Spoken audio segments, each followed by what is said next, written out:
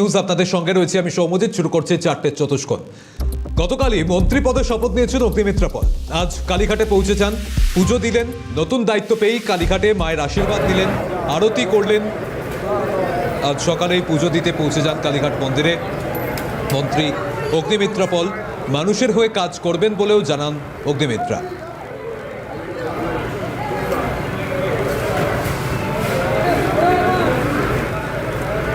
গতকাল প্রধানমন্ত্রী সাথে ছিলেন এবং প্রধানমন্ত্রীকে সাথে নিয়েই অগ্নিমিত্রা পল তিনি শপথ গ্রহণ পাঠ করেছেন। আজকে সকালে কালীঘাট মন্দিরে মায়ের আশীর্বাদ নিয়েছেন। প্রথমেই দিদি অনেক শুভেচ্ছা। ইতিমধ্যেই দেখা যাচ্ছে আজকে মাদার্স ডে, আপনি দায়িত্ব আসার পরেই মহিলাদের সুরক্ষা নিরাপত্তা এই বিষয়টা কিভাবে দেখবেন, কতটা? মাদার্স ডে তো প্রতিদিন 365 দিন মাদার্স ডে। মা ছাড়া আমরা কোথায়? আজকে এলাম মা কালীর কাছে আশীর্বাদ নিতে এলাম এবং আগামী সোমবার, কালকে সোমবার প্রথম বোধহয় ক্যাবিনেটের মিটিং। এত বড় একটা দায়িত্ব আমার শীর্ষ নেতৃত্ব দিয়েছেন, ভগবান দিয়েছেন। মায়ের আশীর্বাদ ছাড়া তো কোনো কাজ সম্পূর্ণ হয় না। কি খাবো, কি জামা পরবো, কোথায় যাব, কেন রাত করে ফিরছিস, এখনো এই বকুনি শুনতে হয়। আজকে মন্ত্রী হয়ে গেলাম, এখনো শুনতে হবে এত রাত করে ফিরছিস কেন, কেন সুগার হয়েছে, কেন মিষ্টিটা খাচ্ছিস। মা ছাড়া কোনো গতি নেই। রাজ্যবাসীর জন্য এটাই বলতে চাই যে মাননীয় প্রধানমন্ত্রী বলেছেন ভয় আউট, ভরসা ইন। শেষ প্রশ্ন, প্রধানমন্ত্রীকে সাথে নিয়ে কালকে যে শপথ পাঠ করেছিলেন তার অনুভূতি। কিছুক্ষণ আগে আপনি বলছেন আপনি খুব সাধারণ এবং প্রধানমন্ত্রী আপনাকে বাই নেমে চেনে, এটাও তো একটা অনেকটা বড় পাওনা। আমি একটা খুব সাধারণ বাড়ির মেয়ে।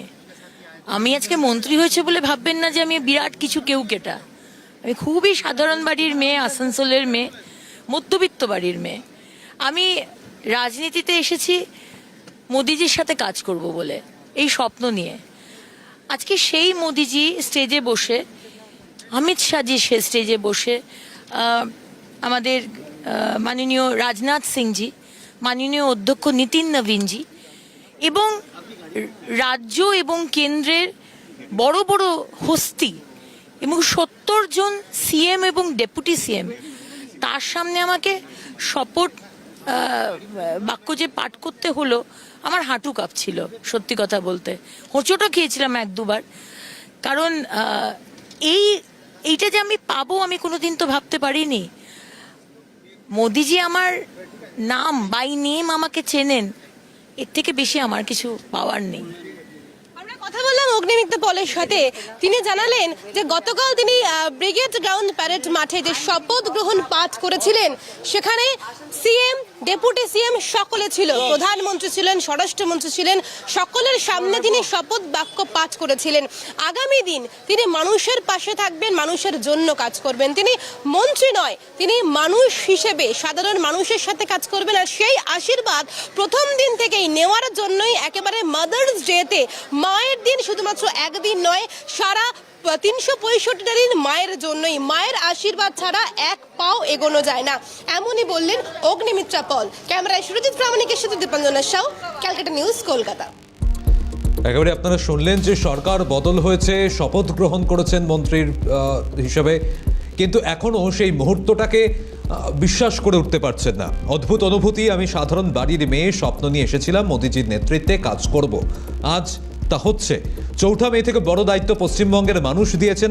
আগামীকাল মাননীয় মুখ্যমন্ত্রী ডেকেছেন, বড় কাজে হাত দেওয়ার আগে মায়ের আশীর্বাদ নিলাম। অগ্নিমিত্রা পল তার এই প্রতিক্রিয়া। এটা একটা অদ্ভুত অনুভূতি। আমি একটা মফস্বলের মেয়ে এবং অত্যন্ত সাধারণ বাড়ির মেয়ে। মানে যে কোনো অন্য মেয়ে যেরকম আমিও সেরকম। আমি স্বপ্ন নিয়ে এসেছিলাম যে মোদিজির নেতৃত্বে আমি কাজ করতে চাই এবং 2019-এ ওনার জন্য একটি মোদি কোট বানিয়ে প্রথম ওনাকে দেখেছিলাম। আজ সেই একই মঞ্চে মোদিজি, অমিত ভাই শাহজি, রাজনাথ সিংজি, গডকারিজি এবং প্রায় আমাদের অধ্যক্ষ মহোদয় নীতিন নবীনজি, সমস্ত স্টেটের নেতৃত্ব এবং 70 জন সিএম এবং ডেপুটি সিএমের সামনে আমি যখন শপথ পাঠ করছি, আমার সত্যি বিশ্বাস হচ্ছিল না। ভগবানকে আশীর্বাদ মানে প্রণাম জানাচ্ছিলাম ভগবানের আশীর্বাদ নিয়ে, এবং আসানসোল দক্ষিণের মানুষের আশীর্বাদ, আমার শীর্ষ নেতৃত্বের আশীর্বাদ, বড়দের আশীর্বাদ ছাড়া এটা সম্ভব নয়। সুতরাং এটা আমার কাছে একটা বিরাট পাওয়া। এতে তো এটাই মা বাবারা শেখান যে কোনো, আমরা তো প্রতিদিন বাড়ি থেকে বেরোনোর সময় বাবা মা এবং ঠাকুর ঘরে ঠাকুরকে প্রণাম করে বেরোই, এবং কাল থেকে বলবো না, 4 তারিখ থেকে একটা বিরাট দায়িত্ব পশ্চিমবঙ্গের মানুষ আমাদের দিয়েছেন। সুতরাং এবং আগামীকাল মাননীয় মুখ্যমন্ত্রী আমাদের ডেকেছেন, সুতরাং সেই বড় কাজে হাত দেবার আগে মায়ের আশীর্বাদ তো নিতেই হবে।